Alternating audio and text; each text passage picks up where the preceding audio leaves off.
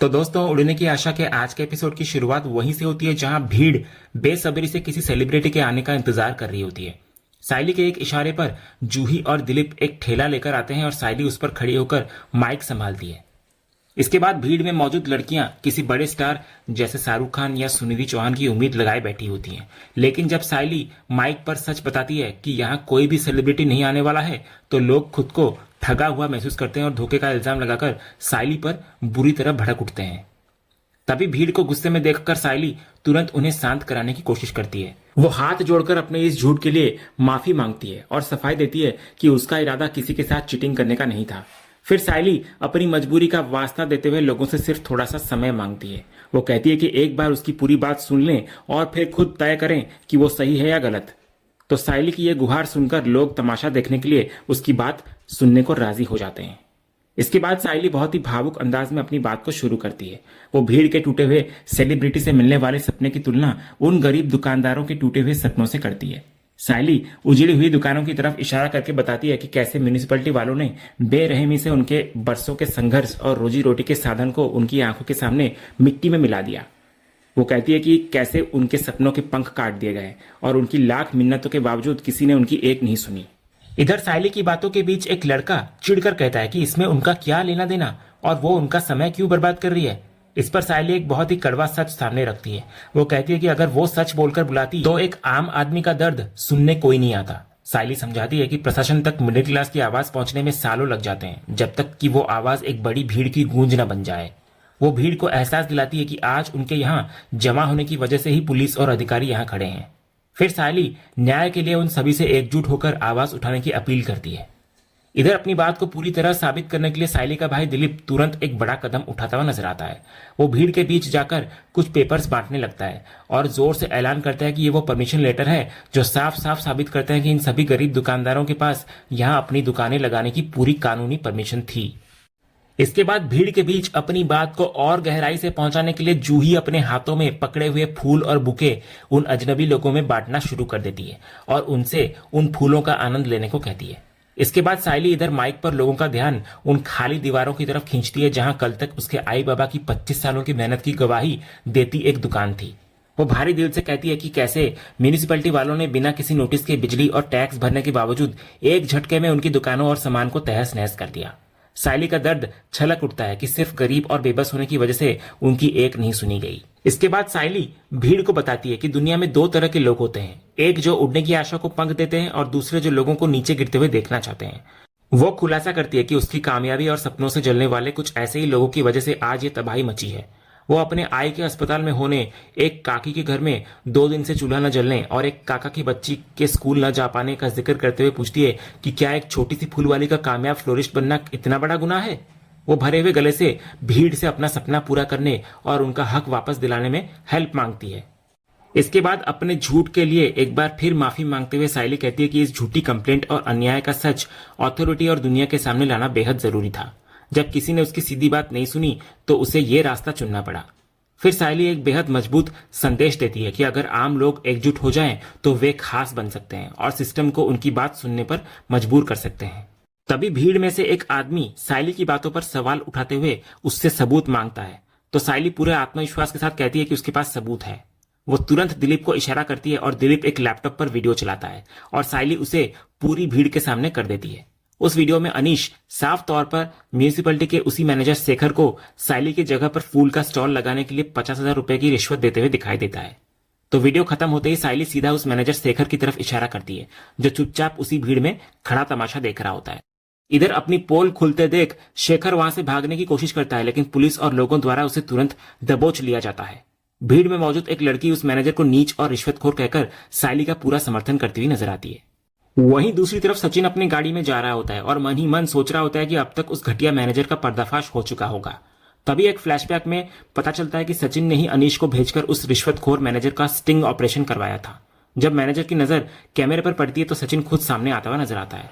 Manager के video delete करने की बात कहते ही सचिन उसे एक जोरदार थप्पड़ जड़ता है और उसके इस पुण्य के काम का मजाक उड़ाता है। जब मैनेजर दोबारा गिड़गिड़ाता है तो सचिन उसे एक और थप्पड़ मारता है और उसको तबाह करने की धमकी देता है। फिर फ्लैशबैक में आगे सचिन डरे हुए मैनेजर के सामने एक ही शर्त रखता है। वो पूछता है कि सायली के खिलाफ झूठी कंप्लेंट किसने करवाई थी, और अगर उसने सच नहीं बताया तो वो उसकी हड्डियां तोड़ देगा और उसका वीडियो वायरल कर देगा। खौफ के मारे मैनेजर आखिरकार उगल देता है कि इस सारी साजिश के पीछे मंदिरा का हाथ है। ये सच जानकर वर्तमान में लौटते ही सचिन गुस्से से उबल पड़ता है और कसम खाता है कि अब वो मंदिरा को किसी भी कीमत पर नहीं छोड़ेगा। उधर वापस उसी भीड़ वाले नजारे में एक लड़की उस मैनेजर शेखर को सरेआम जलील करती है। वो उसको फटकार लगाती है कि भगवान के मंदिर के बाहर गरीबों की रोजी रोटी छीनते और घूस लेते हुए उसे जरा भी शर्म नहीं आई। इधर सायली भी कहती है कि उसे शेखर पर पहले से ही शक था, जो आज इस सबूत के साथ सच साबित हो गया। इसके तुरंत बाद पुलिस शेखर को गिरफ्तार करके वहां से ले जाती है। इधर शेखर की गिरफ्तारी के बाद एक पुलिस अधिकारी सायली से इस पूरी घटना के लिए माफी मांगता है और शेखर के खिलाफ कड़ी कार्रवाई का भरोसा देता है। तभी सायली तुरंत पुलिस वाले को अपने सारे लीगल पेपर्स दिखाती है। तो पेपर्स सही पाए जाने पर पुलिस अधिकारी वादा करता है कि सभी वेंडर्स का वेरिफिकेशन करके जल्द ही उनके दुकानों और रोजगार उन्हें वापस दिलवा दिया जाएगा। ये खुशखबरी सुनते ही वहां मौजूद पूरी भीड़ खुशी से तालियां बजाने लगती है और सायली के चेहरे पर एक बड़ी सी मुस्कान आ जाती है। इसके बाद भीड़ में से एक लड़की सायली की तारीफ करते हुए कहती है कि आज उसने आम आदमी की ताकत दिखा दी है और वो किसी सेलिब्रिटी से कम नहीं लग रही। तो सायली विनम्रता से सबका धन्यवाद करती है। जूही और दिलीप भी अपनी बहन की इस बड़ी जीत पर गर्व महसूस करते हुए नजर आते हैं। फिर आखिर में बाकी सभी दुकानदार भी सायली को दिल से दुआएं देते हैं। वे मानते हैं कि सायली आज उन सबके हक के लिए अकेले ही लड़ गई और उसको भविष्य में बहुत आगे जाने का आशीर्वाद देते हैं। अगले सीन में मंदिरा रास्ते में चलते हुए फोन पर रेणुका को तसल्ली दे रही होती है। वो पूरे घमंड के साथ कहती है कि मास्टर जी होने के बावजूद रेणुका बेकार में डर रही है, क्योंकि सायली का खेल अब पूरी तरह खत्म हो चुका है। लेकिन उसका ये ओवर कॉन्फिडेंस तब टूट जाता है जब वो देखती है कि उसकी महंगी गाड़ी अपनी जगह पर होती ही नहीं। तभी सामने से सचिन उसी की गाड़ी तेजी से चलाते हुए आता है और डराने के इरादे से गाड़ी को मंदिरा के चारों तरफ घुमाने लगता है।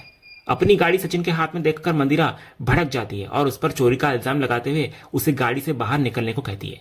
तो सचिन भी पूरे एटीट्यूड के साथ बाहर आता है और उसे करारा जवाब देते हुए कहता है कि उसने मंदिरा की गाड़ी के साथ ठीक वैसा ही किया है जैसे मंदिरा ने उसकी बाइकों की स्कूटी के साथ किया था। तो इधर मंदिरा स्कूटी चुराने की बात से साफ मुकर जाती है। तो इधर उसका झूठ देखकर सचिन गाड़ी से एक हॉकी स्टिक निकाल लेता है। वो मंदिरा को खौफ में डालने के लिए उसकी महंगी गाड़ी पर डेंट मारने, साइड का शीशा तोड़ने और हेडलाइट फोड़ने की धमकियां देने लगता है। इधर अपनी प्यारी गाड़ी को टूटते हुए देखने के डर से मंदिरा की सिट्टी पिट्टी गुम हो जाती है और वो सचिन को रोकने के लिए गिड़गिड़ाने लगती है। फिर सचिन उसे तुरंत सारा सच उगलने की चेतावनी देता है, लेकिन मंदिरा फिर भी नहीं मानती, अकड़ दिखाती है। जब मंदिरा अपनी अकड़ दिखाते हुए सचिन को शीशा तोड़ने का चैलेंज देती है तो सचिन सच में हॉकी स्टिक से वार करने के लिए आगे बढ़ता है। ये देखकर मंदिरा का सारा गुरूर टूट जाता है और वो खौफ में चीखते हुए सच को उगल देती है कि स्कूटी चुराने वालों ने अब तक उसके पुर्जे पुर्जे अलग करके बेच भी दिए होंगे। तो अपनी बाइकों की स्कूटी का ये अंजाम सुनकर सचिन गुस्से में मंदिरा की गाड़ी की भी पुर्जे पुर्जे करने की धमकी देता है, लेकिन मंदिरा के बार बार भीख मांगने पर वो रुक जाता है। फिर आखिर में सचिन उसको छोड़ने से पहले एक बहुत बड़ी और कड़ी शर्त रखता है। वो साफ शब्दों में अल्टीमेटम देता है कि उसे अपनी बाइकों की दुकान हर हाल में वापस चाहिए और गायब हुई स्कूटी के बदले अब मंदिरा को सायली के लिए एक बिल्कुल नई स्कूटी का इंतजाम करना ही पड़ेगा। तो मंदिरा को भी ये शर्त मानना पड़ता है। वहीं अगले सीन में घर के अंदर अचानक सचिन एक नई चमचमाती स्कूटी चलाते हुए एंट्री करता है। स्कूटी के चारों तरफ जश्न वाले गुब्बारे लगे होते हैं।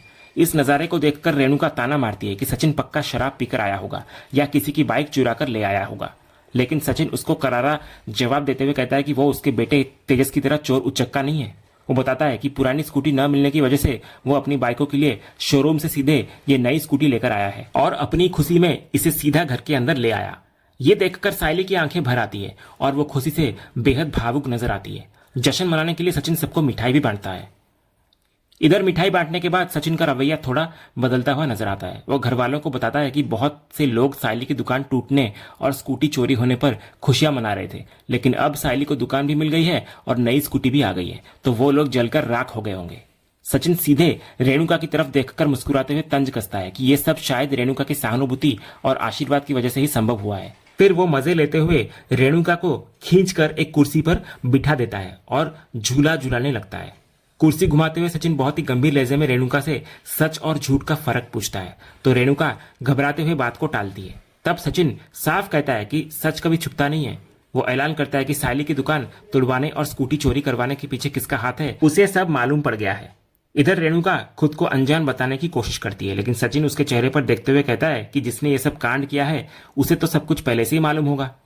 तो सचिन की ये बात सुनते ही पूरे घर में सन्नाटा छा जाता है। सायली हैरानी से रेणुका की तरफ देखती है और पूछती है, काकू आप?